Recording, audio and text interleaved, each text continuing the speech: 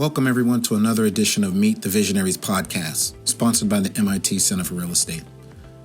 As we continue in the series, today we'll explore real estate innovation and community building featuring Qian Wang, a seasoned real estate professional and visionary founder of Collab, a groundbreaking decentralized student housing real estate asset management platform that reimagines community ownership and engagement. The host for today is Jason Ng, a current student in the MIT Center for Real Estate.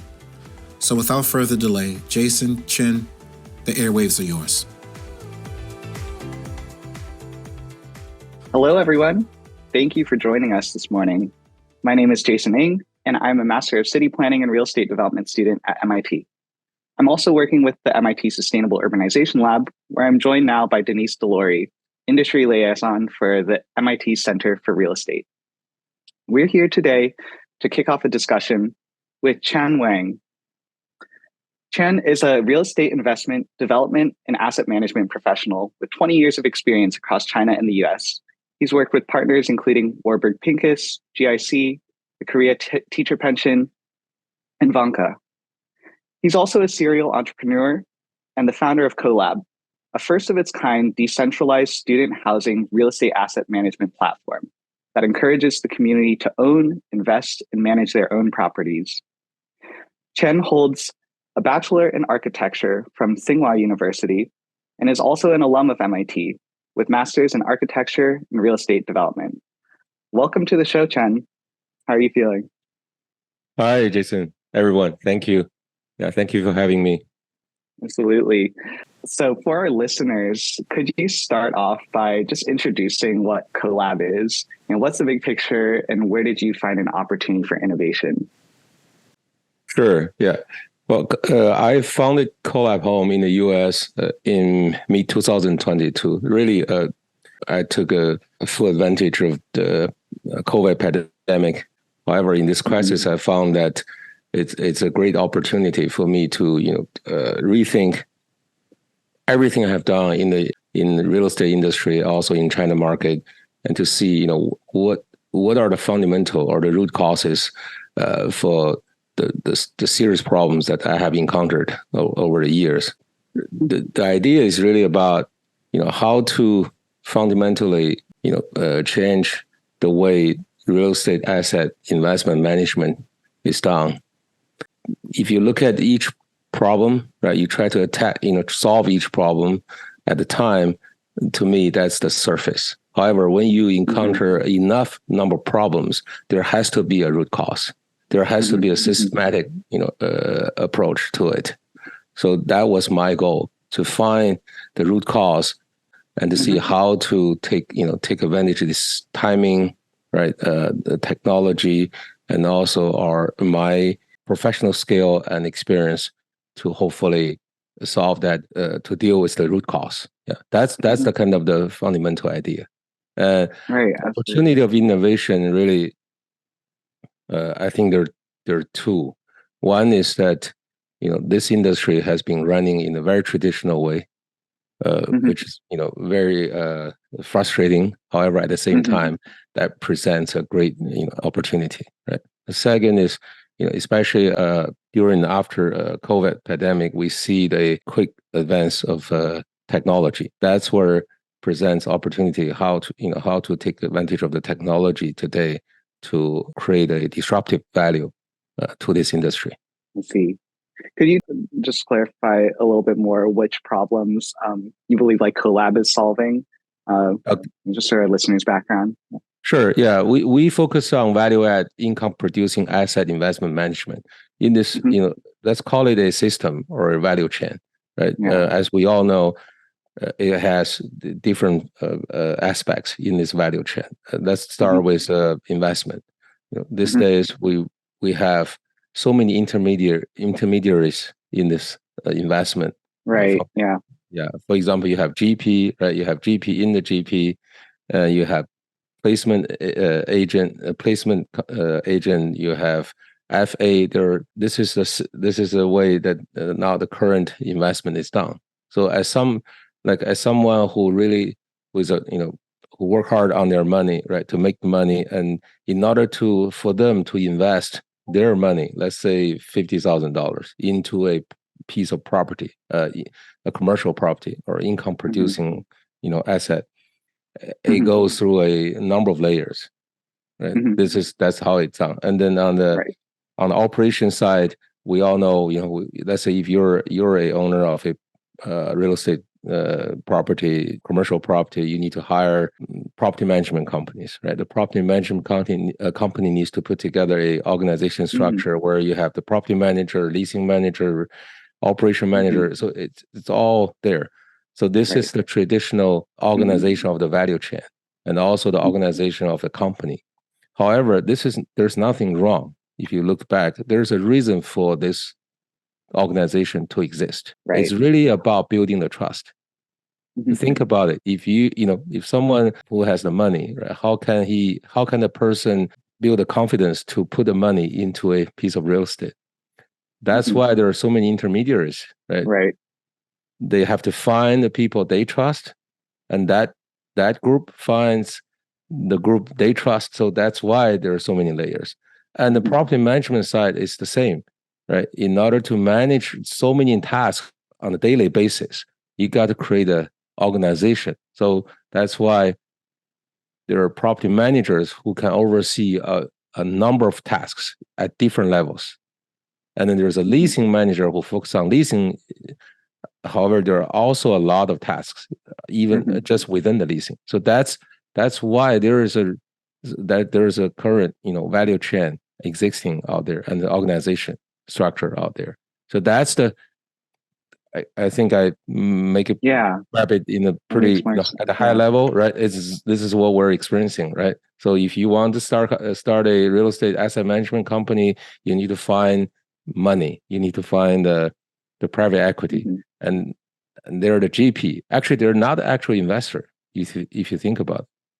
They're just the GP. They're just the investment manager, and in many cases, someone pulling the funding. Their LPs, their LPs are most likely still GPs if they're a pretty big fund, a private PE fund.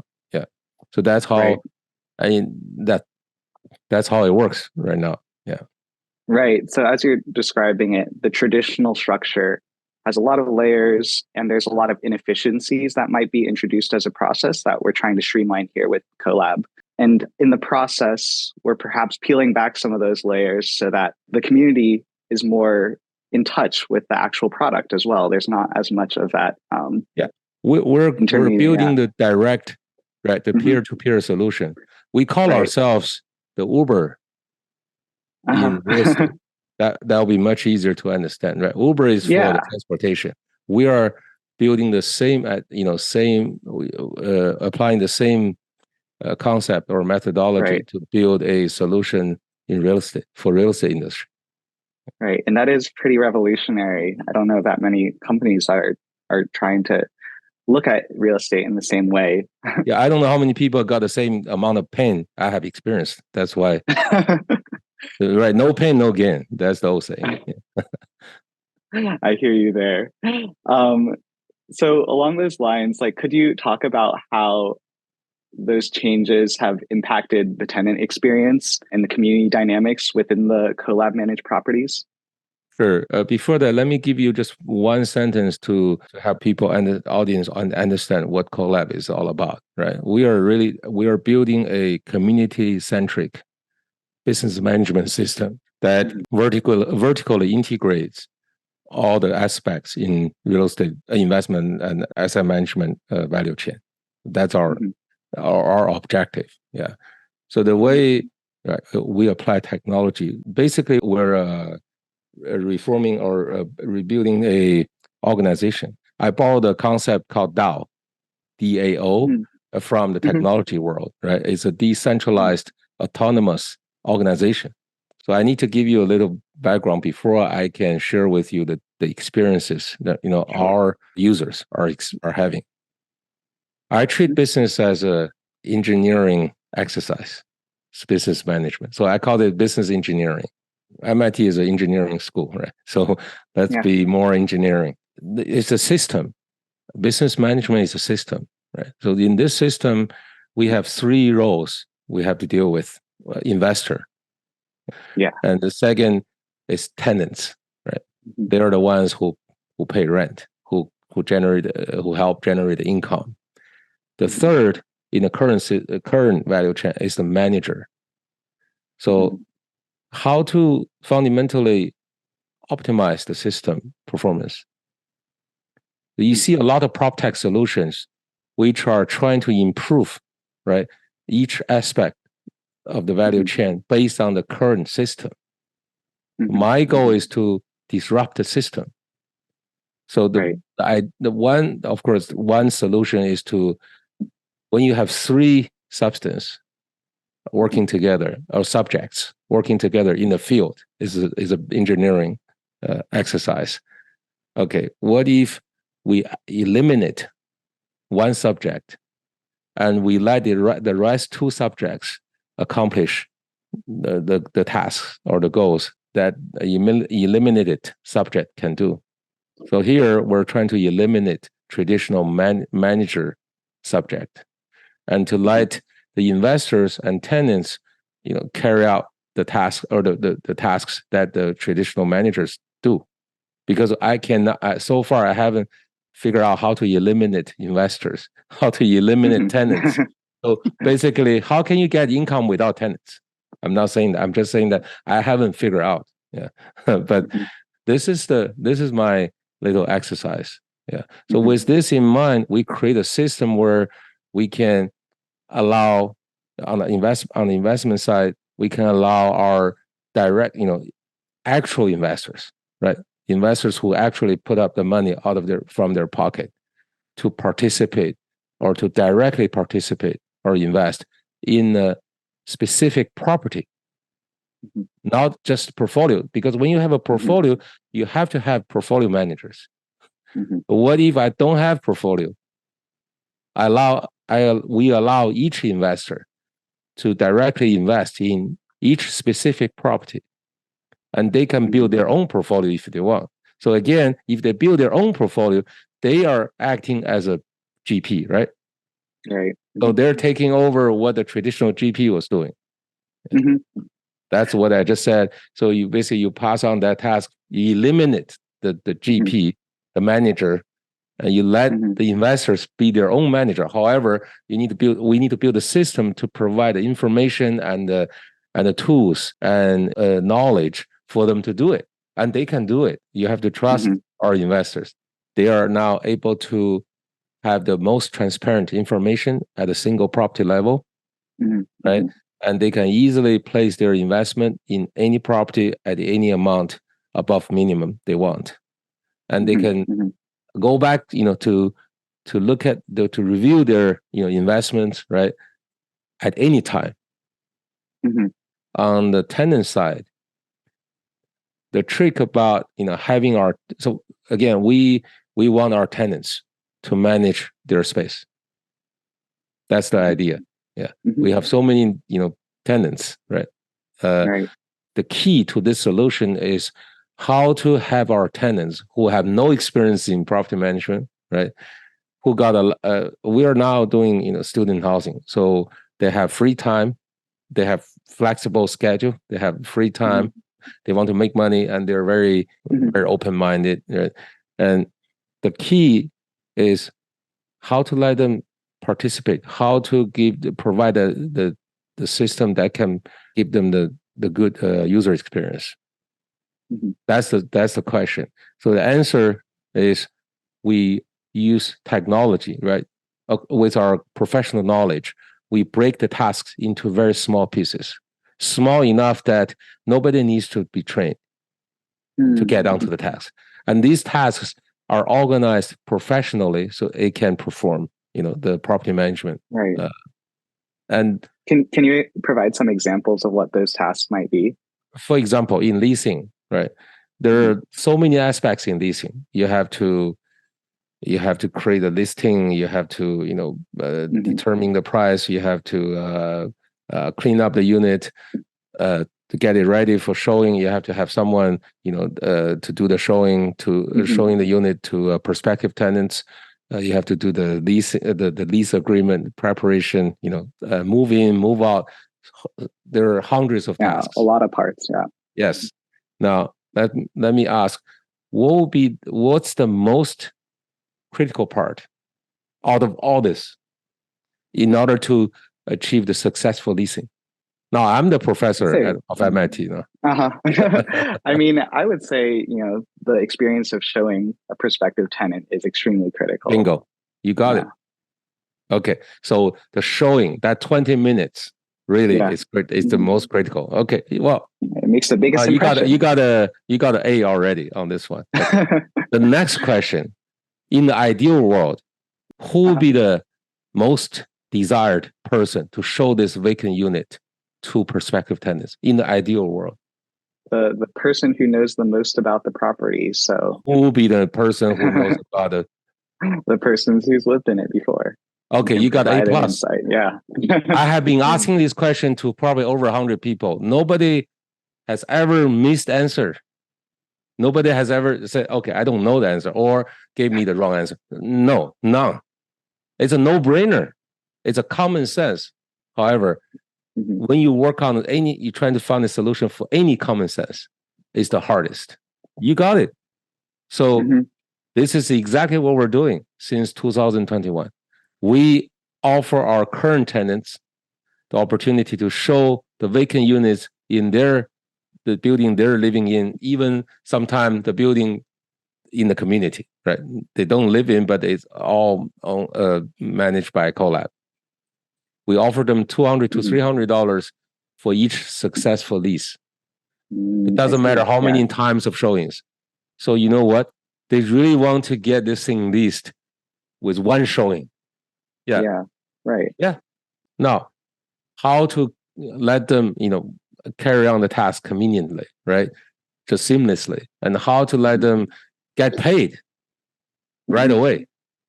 They're only making $200 to $300 if you ask them to follow the traditional organization. They have to talk to the HR of the company, and I'm sure you all know the process, right?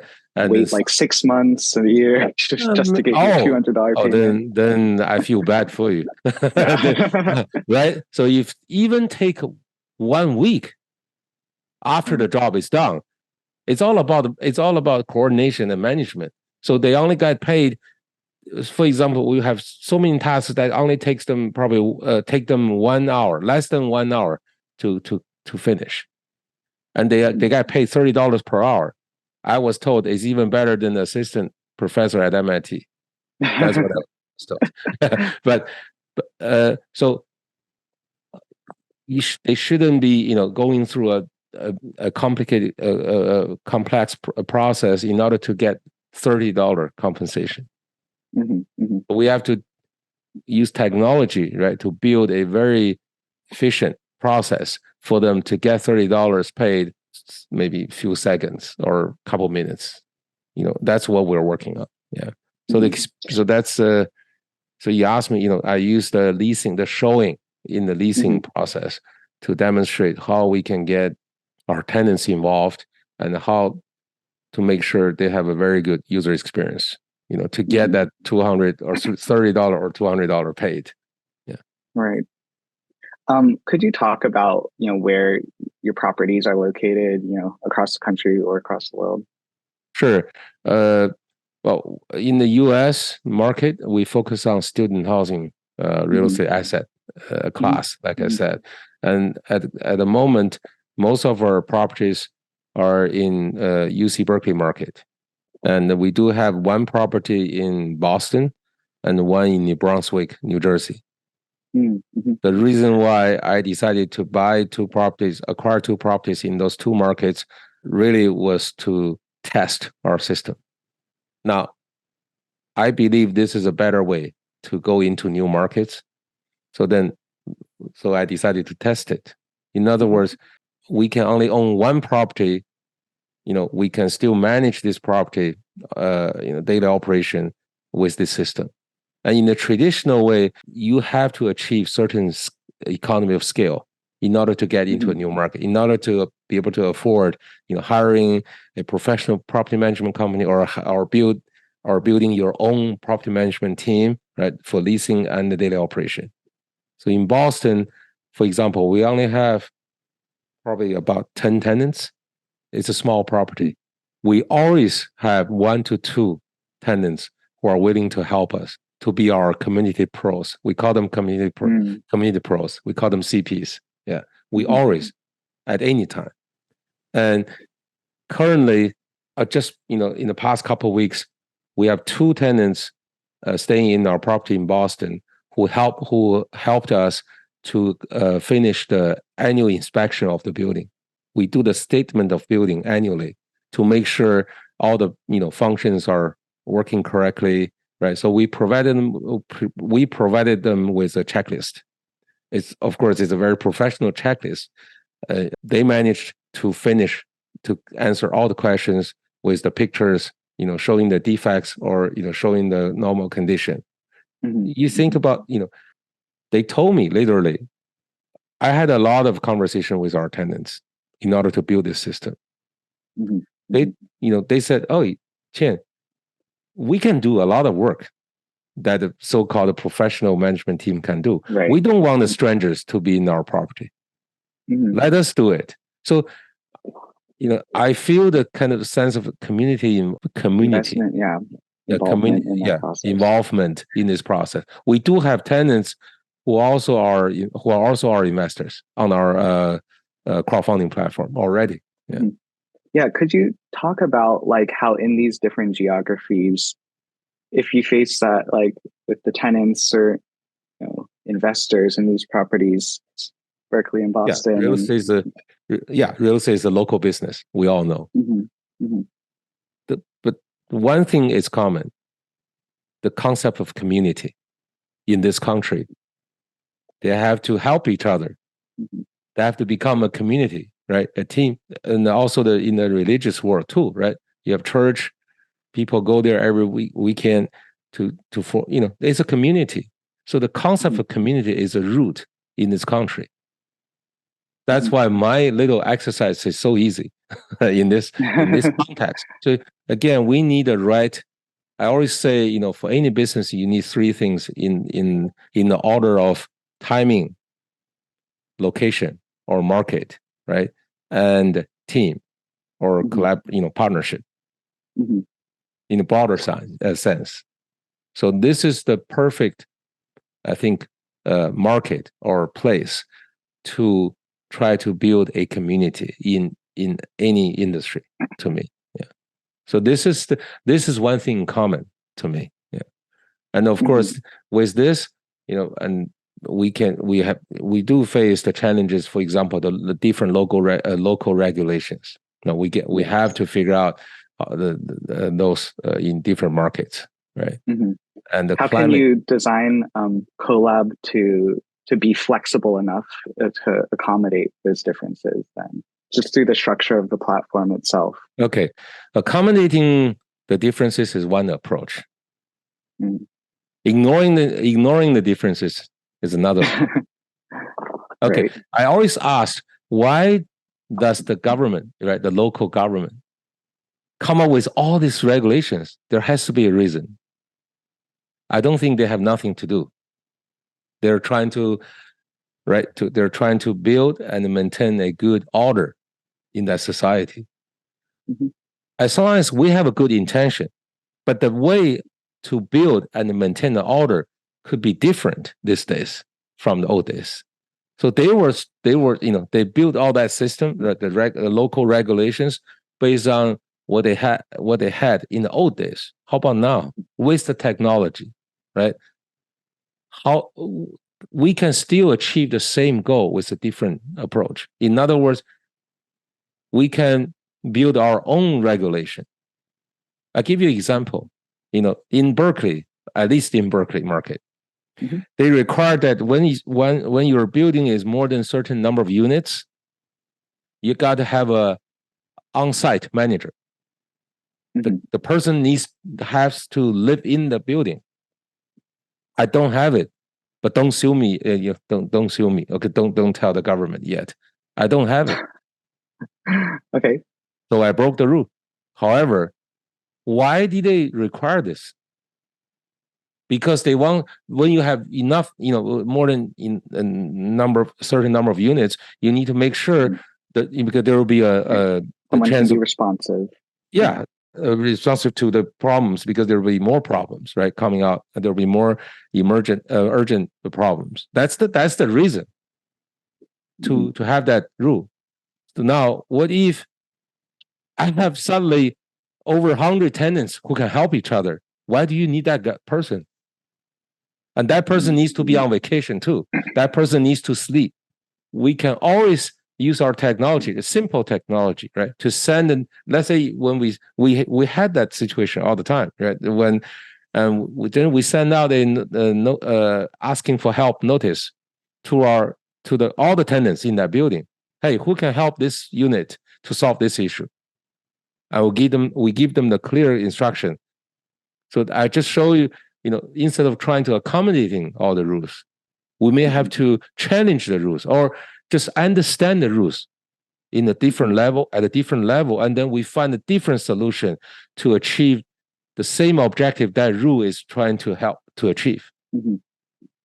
You talked about kind of challenging kind of traditional understandings of how real estate management works.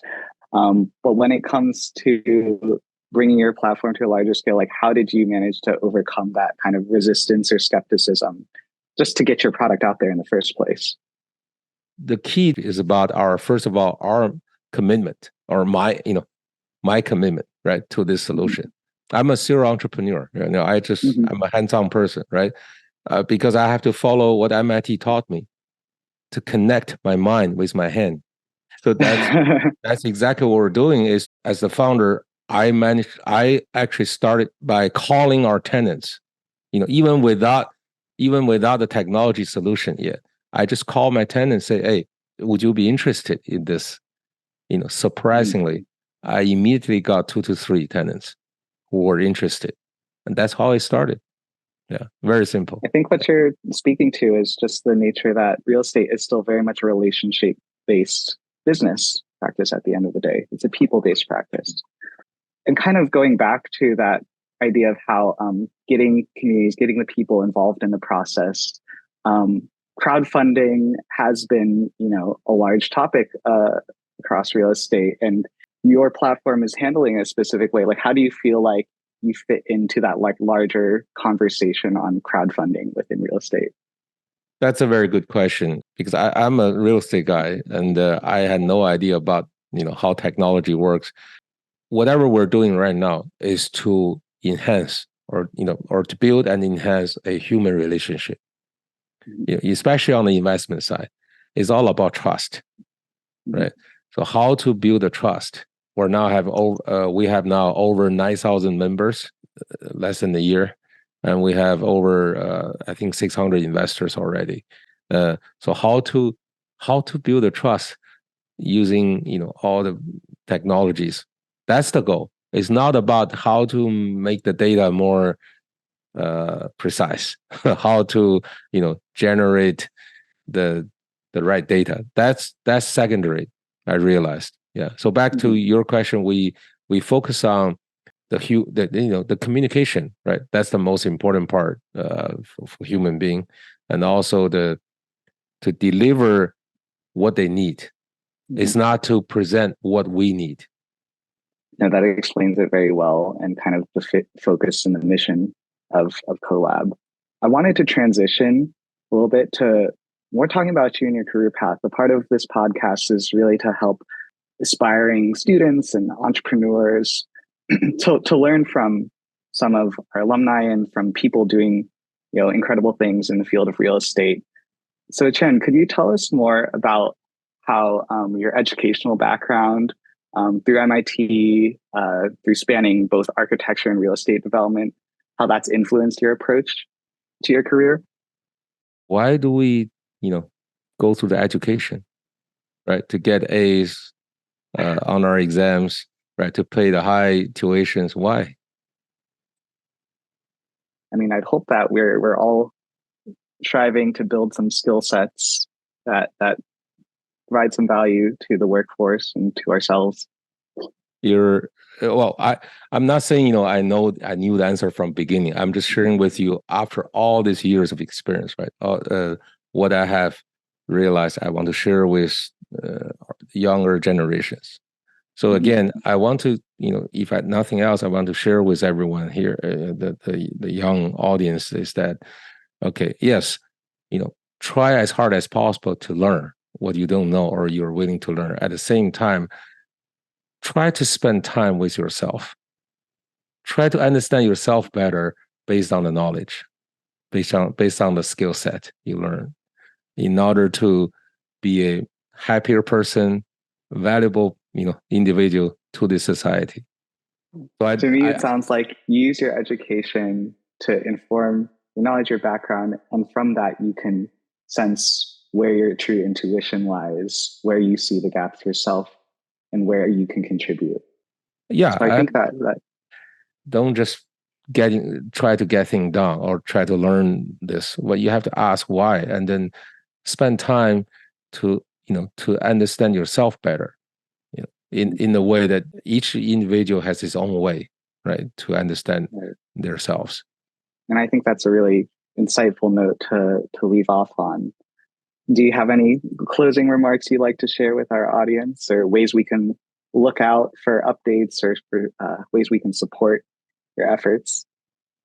Well, thank you for having me. And talking about entrepreneurship, right? For me, the most important is to make sure I don't regret when I look back. So for me, startup is my passion. Creating startup is my passion. I don't know if I can be successful in the traditional term, in the conventional term. Yeah. In other words, making a lot of money or creating a gigantic corporation. I don't know. I have no idea. I don't think about that.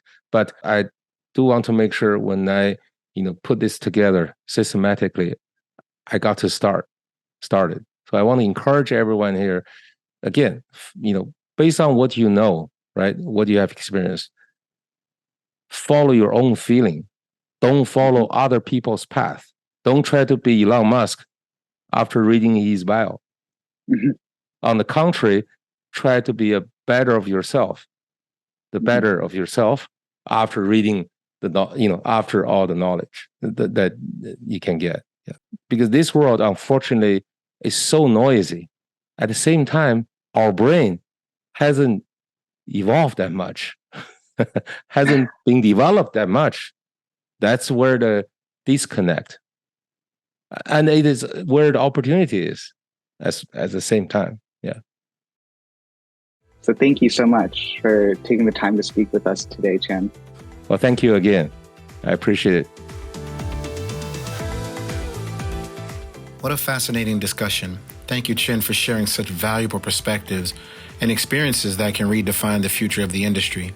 Jason, thank you for leading the conversation today. And thanks to all the listeners for tuning in to another episode of Meet the Visionaries podcast. And please stay connected to us for future episodes of Meet the Visionaries by subscribing to the podcast, or follow us on social media by visiting cre.mit.edu to learn more. Until next time, take care, listeners.